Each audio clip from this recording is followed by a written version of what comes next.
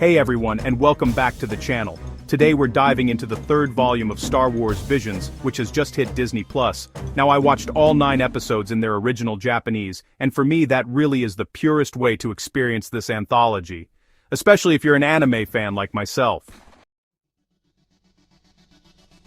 This season marks a return to its roots, focusing exclusively on Japanese anime studios after Volume 2 went global. Overall, I found that the number of just average episodes this season outweighed the truly great ones. I won't be reviewing all of them. Some, like Yuko's Treasure and The Song of Four Wings, felt like cheesy throwaway stories that wasted their potential. So, this is part 1 of my review, where I'll break down the 4 episodes I have the most to say about. Let's start with the best of the bunch and the season's opener, The Duel Payback. This is a direct sequel to the fan-favorite episode from Season 1, and it was so popular it even spawned a novel and comic book. This episode is near perfection and a prime example of why we watch Visions.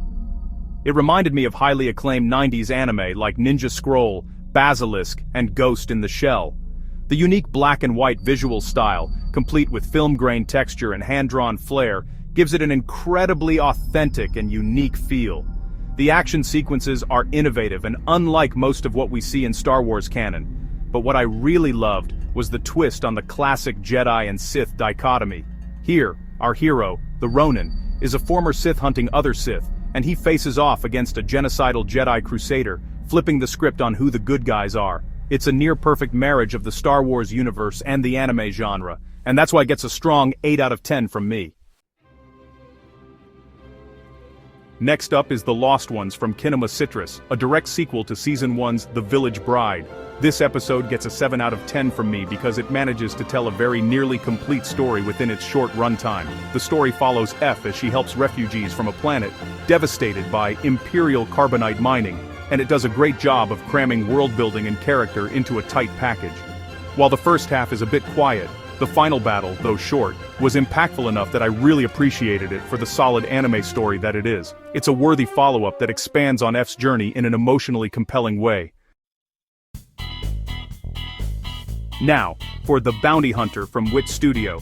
This one felt a bit cliched in its dialogue and characterization, following a lot of standard anime tropes. That said, it still told an effective story that I enjoyed for what it was. The plot involves a bounty hunter who takes a job from a shady industrialist, only to discover the target might not be the villain they seem. I found the banter with the medical droid, which had been given an assassin protocol, to be a compelling plot device, even if it was a bit familiar. It's a fun, low-stakes adventure with some cool action, so I'm giving it a 6 out of 10. Finally, we have the sequel I was most excited for, and the one that let me down the most, The Ninth Jedi: Child of Hope. The first episode was so highly acclaimed that it actually caused Disney to approve a full spin-off series, which is set to arrive in 2026. Given that incredible foundation, this follow-up was seriously lackluster. The story sees Cara stranded on a derelict ship with a kind service droid named Tito. If people like this episode, it's probably because of the endearing and heartwarming relationship between Cara and the droid, and his eventual sacrifice, but when you set the bar so high, you owe it to your audience to do better. This episode doesn't feel like it advances the plot meaningfully. If this were a normal anime, it would be a filler episode. I was genuinely disappointed. So, that's part 1 of my Star Wars Visions Volume 3 review. To recap, 1 near-perfect episode, 1 solid sequel, 1 enjoyable but cliched adventure, and 1 disappointing follow-up. Now, you might have noticed I skipped what is currently the highest-rated episode of the season, Online. I'm saving that for part 2, where I'll dive deep into the episode titled Black. It's garnering a massive amount of praise for being a psychedelic, experimental, and utterly unique look into the mind of a dying stormtrooper, and I am so excited to unpack it for you. So, make sure you're subscribed so you don't miss that. If Star Wars Visions left you wanting more anime-infused Star Wars stories, I've got something for you. Check out the book series, The Nullspawn Saga. It's everything you love about Visions but in full-length novel form cranked up to 2000%. If you're a fan of anime like Jujutsu Kaisen, Bleach, and Demon Slayer, and of course Star Wars, you will love this. The saga currently includes 4 books: Star Wars: The Grey Jedi, Star Wars: The Grey Jedi Emergence.